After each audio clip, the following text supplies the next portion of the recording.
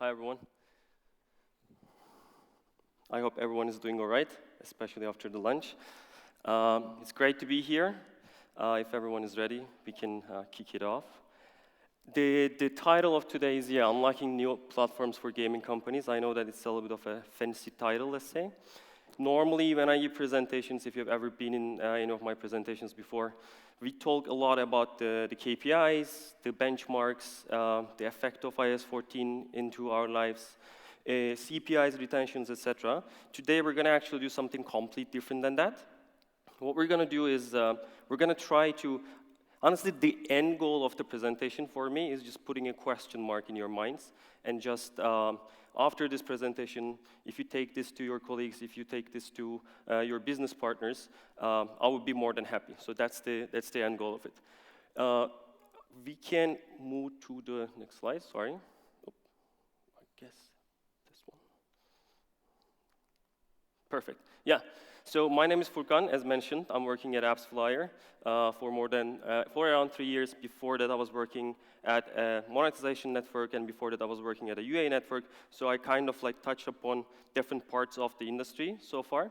I'm based in Berlin, and then I'm representing AppsFlyer. Not only AppsFlyer, though, because we introduced a sub-brand that's called AppsFlyer for Games. Actually, our aim by this sub-brand is showing the industry how much we value gaming, and especially we are developing new product sets only targeting gaming as well.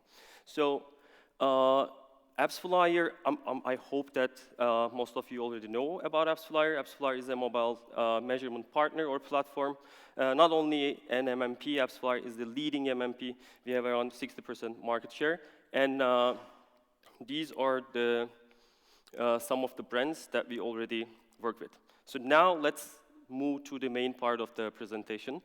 Actually, the whole thing is going to be based on this graph that you see here. So this is the evolution of gaming industry from the perspective of the revenue, starting from the arcade gaming till, let's say, Grand Theft Auto 6 now, I guess they're gonna release it in a year or so. So I don't know what you think when you look at this slide. There are two things actually, or two main interpretations that I have when I look at this one. The first one is that, as you can see, the market has been fluctuating a lot. We see that console was struggling at some point, and then it increases market share. And the same goes for the PC. We see that there is introduction of the new technologies, and those technologies actually started dominating the market, such as mobile. The first interpretation, when I look at it, is that we are working in a very safe and growing industry, as you can see from the numbers as well. And maybe you're thinking that, 2023, the crisis, some studios are laying off people. VCs are much more picky in terms of the investments, etc. I totally understand, and I totally agree with those statements. But still, when you look at the evolution of the industry, the mobile has been growing, and it's a safe one. So the second interpretation is actually the main part of the presentation. When I look at here, I see that if you are only developing games for the mobile platform or PC or console, you are leaving a great chunk of money on the table because basically you are not targeting half of the accessible revenue that you might have. So that being said, there are so many studios or so many gaming companies, they're expanding their portfolios at the moment. I believe that you've seen some of these moves from some of the big companies that you know, or maybe some small studios are actually pivoting and trying to enter into different platforms as well. That's basically what we're going to talk about, and this is the base of that idea of expanding your portfolio. One sec. This slide has nothing to do with the main idea of the presentation. Just when we were preparing the presentation, I was talking to head of gaming at AppsFlyer, and he told me that he has shown this presentation in the past, and the slide in the past, and one of the audience said that out of these 25 different devices, that person played with 22 of them. It's just a challenge. I wonder if there is any single person who can beat 22 out of 25. Anyone? I don't think so. I also told him that probably your target audience was a little bit older than mine because, yeah, it's not easy to play with 22 out of these 25. Going back to the main part. Has it ever happened to you when you wanted to play one game, but you were kind of restricted or limited because of the platform that you're picking, because of the device that you're picking, etc.? I guess most of the gamers kind of experience this. The main example could be, for me, it's always Mario Kart and Nintendo Switch. I, of course, understand that there are IP rights, there are different connections between companies as well, but when you look at the data, we see that 62% of the gamers are playing on different platforms. I do not define myself as a gamer, especially 2 weeks ago I was at Gamescom. After I've seen that, I definitely decided that I'm not a gamer. But personally, I have PlayStation 5, I play Call of Duty Warzone on my PC. I was addicted to that, so I needed to actually sell my PC, and now I'm not playing anymore. I'm working with a lot of mobile companies, that's why I am actually playing mobile games as well. And there are so many people like me. But at the same time, when it comes to the platforms, the other day I was playing PlayStation, and my girlfriend was on her phone. She was playing one of those cat games, and she asked me, hey, can I play this game on PlayStation? And then my answer was like, no, that's a mobile game. You cannot play it on PlayStation. And then I started thinking about it. Actually, by not being able to play it on PlayStation, or vice versa, so many companies are actually losing the user itself. Now, for example, one trend we see in mobile is the cross-promotion, right? So many of you, I believe, that doing cross-promotion, meaning that if you have 10 different apps, you catch a user, you pay CPI for that user, and what you do or what you try to do is actually trying to keep monetizing that user. If the user is bored of the game, you show another banner and you try to take that user that you already paid CPI to, a different game. And then you keep monetizing the user, right? So we've seen a similar mentality, actually, not specifically from the games perspective, but in general from the company perspective. As a company, companies are trying to keep those users. Of course, this comes up with a few problems, and also we need to maybe understand the types of companies who are trying to do this. Once we divide the companies and understand their main aim, then things would be much easier to understand. So that's why I kind of divided these companies or these games into 3 different categories. The first one is actually mobile first. Mobile first, I'm talking about PC and console at the moment, so when I say mobile first, actually, I'm not talking about a specific mobile gaming company, but rather think it like this. I don't know which company comes up to your mind when I say mobile first, but for me, it's Candy Crush King. The monetization model is actually, free to play, and then you keep monetizing those users after the install, right? With the in-app purchases. So some companies or some games are actually started doing this or has been trying this in PC and console side as well. The first name comes up to my mind again is Call of Duty Warzone. It's a free-to-play game. You don't buy the game, you just download the game. It's a free game, and then you start doing. You can buy skins, you can buy items, etc. So that's like the first approach, free to download, and then you keep monetizing those users. There are console PC first type of category. Let's put it in the second bucket, which is basically the traditional PC and console games. We know them. If you think about a couple of names, probably I don't know, like Witcher or some games from Warner Bros, etc. So all these games, you do a purchase, and then after you purchase, basically the marketing is done there, and then after that you have full access to the game, and you can play the game as long as you want since you did the purchase. And then there is actually the hybrid models.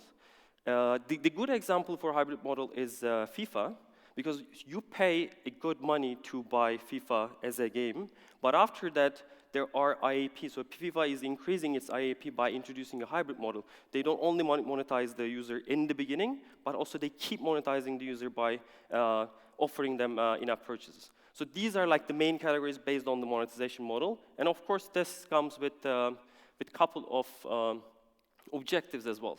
If you are a PC console first type of company, your object is basic and it's easy, because you are serving a paid game. As long as the installs are coming, you don't have any problem, so your main objective is actually the installs. This goes for both categories, but from the LTV perspective, if your main goal is for mostly maybe mobile-first games as well, you can think about Fortnite. If you don't do an aggressive UA, you can try, or you are trying to optimize your LTV. You check the churn rates. You try to maximize your ARPU, and so on. And on the ROAS side, actually, this is a familiar business for most of the mobile gaming companies because this is kind of adapted from the same mentality. This is more equivalent to the category that I mentioned before because it's more likely to happen for the hybrid apps, meaning that you might run a user acquisition, you can even offer a product that is paid, but after that, you are trying to justify the user acquisition cost that you have, and then you incentivize those users for in-app purchases. For example, Gameloft, I guess the name of the game was Disney something Valley. That game is a really good example of the ROAS part. So now we actually understood this part, and then the next thing that would come up would be the marketing and actually the main problem. When you think about the PC and console gaming, what they do is they just go wild with the marketing in terms of the offline marketing and also in terms of the branding. Because the main reason, we're going to understand the main reason, but if you look at the examples, here you see that you put giant banners in the city centers, you're collaborating a lot with streamers, and then you try to get more and more installs. The main reason for doing it offline, whereas mobile is much more advanced in terms of the tech, in terms of the measurement, in terms of all the LTV calculations, the main reason is that this is unmeasurable, or this has been unmeasurable. It was a black box, basically. You have no idea about where the users are coming from, what those users coming from specific sources are doing. There was no visibility for this, actually. And that's not the only problem. There are actually more layers of this problem as well, because if you talk about PC and console, then the branding part, or when you try to do performance marketing as well, you need to decide on the inventory that you're going to target to, right? You can show ads on connected TVs, you can show ads on TVs, you can show ads on a mobile device. Also, you can do desktop campaigns as well. So this makes it much more complicated, and that's why it has been very hard to actually measure this. So not only this, but also when it comes to the creatives, if you work on a CTV campaign or TV campaign, it's much different than just working on a banner and uploading it to the network that you're using on the mobile end, right? There is a huge difference. Think about it like this. When you look at the monetization model of YouTube or Netflix, for example, historically, YouTube started as a video platform, and then they introduced the ads, and then they introduced the subscription model. And if you look at Netflix, it's another way around. It started with the subscription. Now they added ads as well. So the reason why they're doing is actually they want to monetize or keep monetizing the users. So the same mentality actually could be applicable for PC and console gaming companies as well, and also mobile companies as well. I'm not sure if you're familiar with it, but since we're in Turkey, for example, AppsFlyer's valued client, Dream Games, they have a great CTV ad. Another example would be Playrix, Candy Crush as well. These companies are all putting some CTV and TV ads. The main reason is basically the thing that you've seen, because you want to increase your reach, you want to monetize more users, you want to reach out to the people that you normally don't do. And on top of these problems, now, imagine that you have all these problems on the PC and mobile side, and imagine that your boss is telling you that, hey, we're starting a new game on Steam next month. The main reaction of the marketer would be, nice try, because there is no way, or there was no way to measure this. And then your boss would tell you that, you know what, I'm serious, we're counting on you. And then you would say that, what about the inventory? What about the measurement? How am I supposed to do those? And then that becomes a you problem, because you need to figure it out as a marketer. So we want to, or we are solving this you problem or me problem now. And actually, we introduced AppsFlyer for games. And under this sub-brand, we actually, at the moment, solve the problem that we've discussed. So AppsFlyer is supporting console and PC measurement at the moment. I'm not going to give a lot of details, just to not deviate from the main topic here, but you can think that if you ever consider, so there are two messages actually that I'm trying to give in this presentation. The first one is, if you don't consider it, look at the portfolio of the VCs, look at the portfolio of companies like, I don't know, Gameloft, Kabam. All these companies are looking for not only mobile, but mobile, PC, and console as well. So if you have a game in any of these platforms, actually we can measure it now, and we see that, especially in Gamescom, I experienced the same thing a couple of weeks ago. The demand for PC is booming, and we have the same signals from Turkey as well. So this is where I'm trying to, or what I'm trying to say, this is where I'm trying to go. If you are planning to do that, you can just talk to us, and we can talk about the structure. If you want to learn more about this, or if you want to be connected to the community, we actually have a Slack group. I'm not sure if the QR would work with the presentation, but if not, you can just ask me later. We have a group of people that are discussing this actively in the Slack group, so feel free to join, and feel free to even raise your questions, or just check the chat and try to understand what people are doing. You can totally do that. Basically, that's it from me. I want to show you one more thing, because we did an amazing, for me, it's an amazing video for the launch of this product. If you have just one more minute, let's just watch it together. Hear ye, valiant heroes. I am the bearer of grim news. AppsFlyer has started measuring performance campaigns on PC and console games. What? Like they do with these poor girls on mobile? That wasn't part of my contract. Hey! Will we allow them to conquer the unmeasurable? Will we surrender to their sophisticated cross-platform gaming measurement strategies? Will we allow them to measure their performance campaigns so they can maximize user LTV? What is LTV? It's something that will make us work harder. Mark my words, it shall never hear about. AppsFlyer for games. Unlock performance marketing on mobile, PC, and console games, and drive even more impact on your business's bottom line. Hey, look how high my CTR is. Thank you. Yeah, that's all from me. Thank you very much.